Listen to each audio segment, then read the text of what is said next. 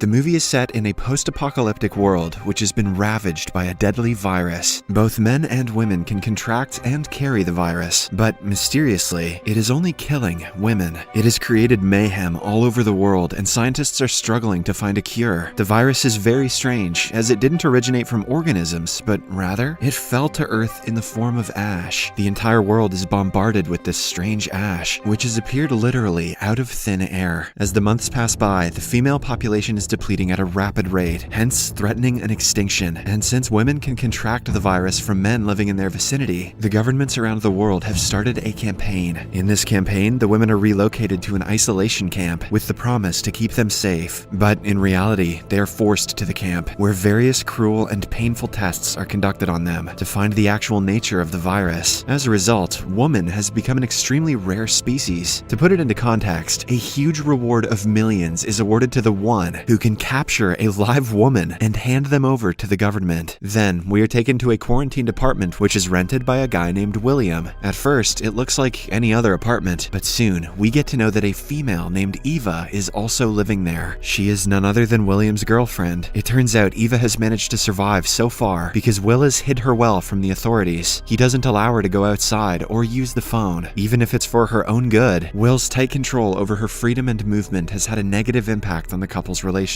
With each passing day, Eva feels more and more suffocated in her apartment. She is desperate to go outside and feel the sun. On the 400th day, Eva reaches her breaking point. She covertly puts on a hazmat suit and runs up to the roof of their building. Soon, Will notices her and runs after her. However, before he can stop her and get her back, Eva rips off her suit and allows herself to be infected by the ash. For her, living under quarantine and watching millions of people get picked off by a mysterious virus just wasn't a life she wanted to live. Will eventually convinces her to return home, but it's clear that they are fed up with each other. Eva takes off her hazmat suit and heads into the shower, while Will breaks down on the couch. After cleaning the dirt off of her, Eva takes out a kit and takes a swab test to check if she's really contracted the virus. As they wait for the result, the couple hear multiple police cars show up outside their home. It's clear that their home is being raided, and despite their recent argument, Will rushes Eva to her room and helps her hide inside the bed. Following this, he lets the cops into the house. They search the place for a while and then interrogate Will about his identity. Here, it's revealed that the apartment was actually rented by Eva and her late friend Carolyn, who lost her life to the virus. Will confidently says that Carolyn was his girlfriend and that he built the meticulous quarantine to keep her safe. The police then ask him about Eva, to which he lies that she has been missing since the virus struck. After a while, the cops are finally convinced that there are no women in the apartment, and they proceed to leave. But as the armed men exit, one of them hangs back and reveals that he knows Eva is here with him. It turns out the policeman spotted the swab test that Eva forgot on the table. The test is positive, meaning Eva has caught the virus. However, he pities the couple and decides not to alert his colleagues about her. Before leaving, he tells Will to enjoy his last few days with her. Will is heartbroken, but he is forced to collect himself, as the apartment is no longer safe. Moreover, Eva wants to escape the city, as her secluded lifestyle and overall isolation has almost driven her insane. Shortly after, the two quickly pack their belongings and abandon the apartment. Eva dresses up as a man, and on their way out of the city, they pull over at a convenience store. Unsurprisingly, the tampons have been made free, as there are virtually no women left in the world anymore. You would think that they'd just burn them since men are scared of tampons. But as Eva covertly tries to take some tampons, the store clerk catches her in the act. He is taken aback to see a woman after a long time. When Eva starts panicking, Will brings out his gun and threatens the man to keep his mouth shut, and after the man lies on the ground to surrender, the couple runs out of the store. As they drive away, the movie flashes back to the past, to when everything was normal. On the TV, a news channel reports that a rare comet is set to take a journey close to Earth. Meanwhile, Will has recently moved into Eva's apartment after years of dating. One day, as the two spend some quality time alone, some mysterious, snow-like substances start falling from the sky. The couple is shocked as winter is still far away, but when they peek through the window, they realize that it's ash. Just then, Eva's best friend Carolyn returns home covered in it. She tries to say something, but soon gets dizzy and collapses on the ground. Back in the present, Will and Eva pull over at a motel. There, they notice some sketchy-looking men with rifles in one of the rooms. However, the couple ignores them and spends the night at the same motel. The next day, before heading into the woods, Eva insists on having her last cooked meal at a restaurant. Will reluctantly agrees, and they stop by a nearby diner. There, the TV reports that scientists at the U.S. Center for Rebirth and Repopulation have created an artificial embryo. Latest trials have seen the fetus survive up to 1 month, which is a historical achievement in itself. Many world leaders have praised the achievement, as this could be the most probable way of repopulation once the cure to the HNV-21 virus is found. The news also reports that the federal government has increased the reward for reporting or locating live American females to $2 million. As everyone is hooked to the TV, the sketchy men from the motel arrive at the diner and are elated by the news. To make matters worse for the couple, Eva suddenly starts bleeding from her ear, indicating that her impending demise is nearing. When Will notices this, he hurries her out of the diner without even paying the bill. Unfortunately, this attracts the attention of a man, Arthur, and his teenage son, Casey, both of whom notice that Eva is a woman disguised as a man. Shortly after, Eva begins hemorrhaging, prompting Will to panic as it's the first stage of the infection cycle. In frustration, he starts reading the entire cycle to Eva, causing her to get angry. Hence, she orders him to stop the car and then runs into the nearby bushes. However, when she reaches a bit further, she becomes exhausted and starts crying. After some time, she returns and the couple continue their journey. Soon, they venture into the woods in search of their final destination, which turns out to be a secret waterfall. Will is distraught by the thought of losing the love of his life, but on the other hand, Eva is trying to be as cheerful as possible, wanting to make the most of their final moments together. The movie again cuts back to the past. After Carolyn has fainted due to her contact with the ash, Will and Eva immediately rush her to the hospital, but soon, she is declared dead. As the couple wanders around the place, devastated, they realize that only women are being infected by this mysterious sickness. Realizing that his wife's life may be in danger, Will sneaks into a prohibited room in the hospital and steals 2 hazmat suits so that they can protect themselves from the ash. Then, through the back entrance, they run away. Once they return home, they call Eva's father, Mahesh, who happens to be a doctor. Mahesh reveals that even at his place, the ash has wreaked havoc and thousands of women have already died. He then suggests the couple set up a quarantine, and Will immediately gets to work. He starts securing the house with furniture, germ-resistant plastic, and various other safety elements. Eva is very nonchalant about the security measures, while Will is more serious and careful about everything. He stays up all night to boil water, and in the morning, he goes to the store to fetch packaged food. He also sets up ultraviolet lights around the house that allegedly kill pathogens and germs within a couple of feet. Moreover, he always stays away from Eva, knowing that he can transmit the disease to her. Several months pass by, but the virus continues to claim more and more lives. Eventually, the government requests all women check themselves into government-controlled medical facilities for the Embryo Project, which apparently intends to find a way to repopulate the Earth. The government-controlled media tries to paint a rosy picture of the detention centers, but the internet is soon flooded with conspiracy theories about horrible experiments being conducted on women. Therefore, Will refuses to hand Eva over to the government, and he builds a bed where she can hide from the authorities as a precautionary measure. Over the course of the next few months, Will becomes extremely paranoid, and one by one he seizes all of Eva's freedoms. He even forbids her from using her phone, fearing that the government is listening to them. With no one else to talk to, Eva turns to a secret all-female online forum to keep herself company. Will again tries to stop her from using the forum, but she refuses to listen as the female survivors in the chat are her only support system. Unfortunately, the survivors in the chat also continue to dwindle in number, giving Eva a sense of hopelessness and despair. Back in the present, Will and Eva walk for hours, and along the way, the latter continues to take pictures on her camera. At night, they light a fire and set up a camp. Eva longs for intimacy, and she asks Will's help in taking off the duct tape she tied around her chest in order to pass off as a man. However, Will is cold and distant, and after helping her, he returns back to his tent. The next day, they continue their journey, and Eva continues to try to cheer her boyfriend up. Will finally begins to lighten up, and he teaches Eva how to shoot. On the other hand, we see the father-son duo from earlier, Arthur and Casey, driving in the woods. They want to claim the $2 million reward by capturing Eva, and it turns out they have followed the couple into the forest using the map they left at the diner. Soon, the two also venture into the forest armed with rifles. At night, Eva and Will again set up a camp, and as they proceed to make love, she unexpectedly suffers from seizures and convulsions. Springing into action, Will cushions her head and helps her relax. The next day, Eva wakes up early to fetch some water from the river. However, when she returns, she notices Arthur and Casey holding Will hostage from a distance. They have tied him up tightly against a tree. Shortly after, Arthur eventually locates Eva and chases her, but she manages to escape. Left with no choice, the father-son duo continues to hold Will hostage in hopes that Eva will return for his sake. At night, Casey stands guard with a rifle while his father sleeps. Eva conjures a plan of her own, and in the dead of night, she shows up undressed. She seductively approaches Casey. The teenage boy is still broken over his girlfriend's death, and having not seen a woman for over a year, he gets distracted by her beauty. This allows Eva to knock him out cold. disabled. After this, she frees Arthur from the tree, and wasting no time, he takes the rifle and shoots Arthur to death in his tent. The movie then again cuts back to the past. It's day 400 since everything went bleak. Eva has several missed calls from her father on her phone. This worries her, as they had agreed not to call each other on the phone due to security measures. Realizing that something wrong has happened, she insists on speaking to her father, but Will only agrees on a video call with the camera and mic disabled. On the call, Eva's distraught father reveals that the government took her mother, despite her being over 60 years old. He then breaks into tears and expresses his wish to see his daughter. But when an emotional Eva attempts to turn on the camera and mic, Will intervenes and hangs up the call. As a result, the bereaved Eva